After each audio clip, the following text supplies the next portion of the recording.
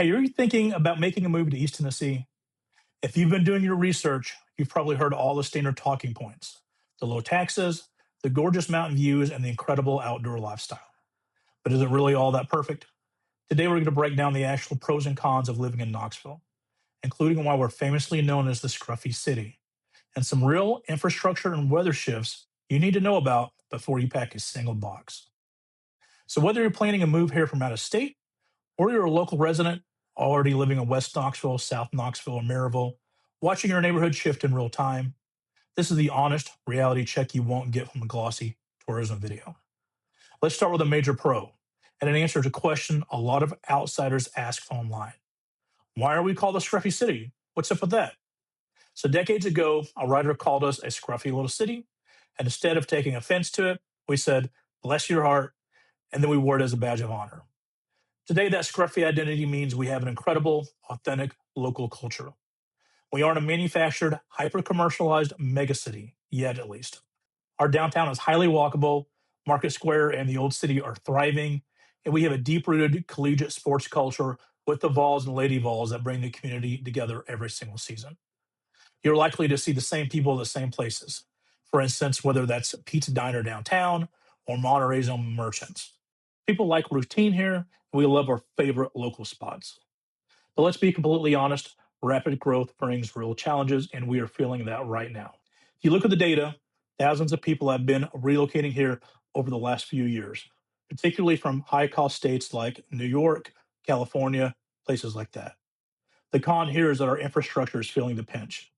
If you're commuting on I 40 or dealing with the Kingston Pike bottleneck during rush hour, or heck, just going through Fountain City, you're going to experience real traffic delays that locals simply aren't used to right now. Our city planning and infrastructure projects are working hard to catch up, but for now, you're going to have to budget extra time for your daily commute, depending on which pocket of the city of county you live in. What used to be a quick 20-minute drive can now take 45 minutes with traffic. And developments are springing up everywhere, taking up farmland to try and meet that housing demand.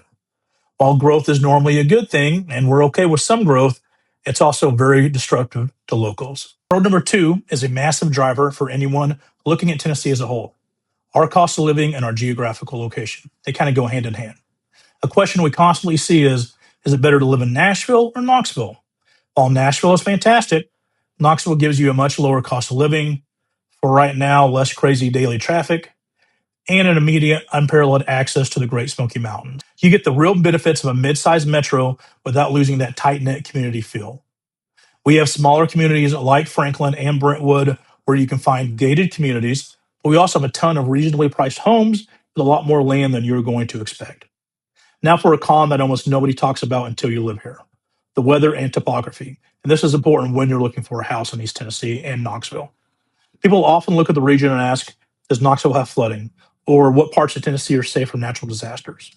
While East Tennessee is incredibly safe from major issues like hurricanes or tornadoes, we do get a ton of annual rainfall. And our rolling hollers versus valleys topography means water management is everything. When you're looking at properties here, we're not just going to look at the house. You've got to look at the slope of the lot, how the yard drains during a heavy spring downpour, and whether that property sits near a local creek or low-lying basin or a wetland. It's more important to look at local tax records to see if a portion of the property is in a flood zone than in other parts of the country.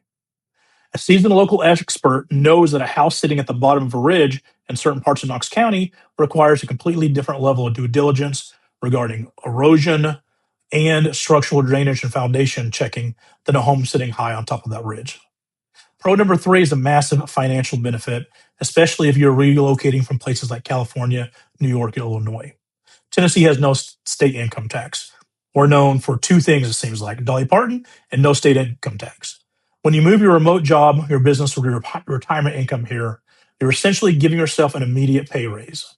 Combine that with relatively low property taxes compared to the rest of the country, and your purchasing power stretches significantly further here in East Tennessee.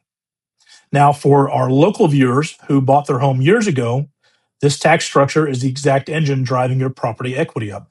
That's why everybody's moving here, and that's why your property values are going up. It keeps a steady stream of highly qualified, high budget buyers looking at Knoxville neighborhoods every single day. Back to another con, however. We talked about our beautiful, lush green landscape, all of our mountains, our woods. That comes with a hidden cost: seasonal allergies. Because Knoxville sits in a geographic region surrounded by the Great Smoky Mountains and the Cumberland Plateau, it acts like a giant bowl that traps pollen. If you suffer from tree or grass pollen, the spring and fall seasons here can hit you incredibly hard. Sometimes we call it the pollen volcano. If you don't normally have allergies, don't be surprised if you develop them within your first year of living here.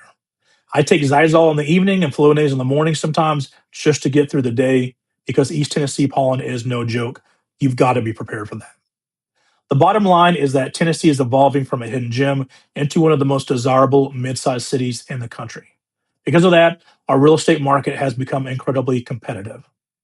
For buyers, if you're mapping out a relocation of the area and you need an expert here to help you navigate everything we just talked about, the different neighborhoods, the schools, property types, flood zones, all my contact information is in the description below. Give me a call or a text. I love helping people make a smooth transition here. And look, if you already live here in East Tennessee and you're watching this video or wondering, what does this massive influx of out-of-state demand actually mean for my own property value or my equity? Reach out to me as well. Whether you're looking to upgrade, downsize, or just want an honest, boots on the ground, expert analysis of what your home is worth in today's shifting market, I watch these micro markets like a hawk every single day to make sure you make the smartest move possible. Hey, I appreciate you watching the video. Definitely leave a comment with your thoughts. Give me a follow. Let me know what you want to see in the next video. I'll talk to y'all later.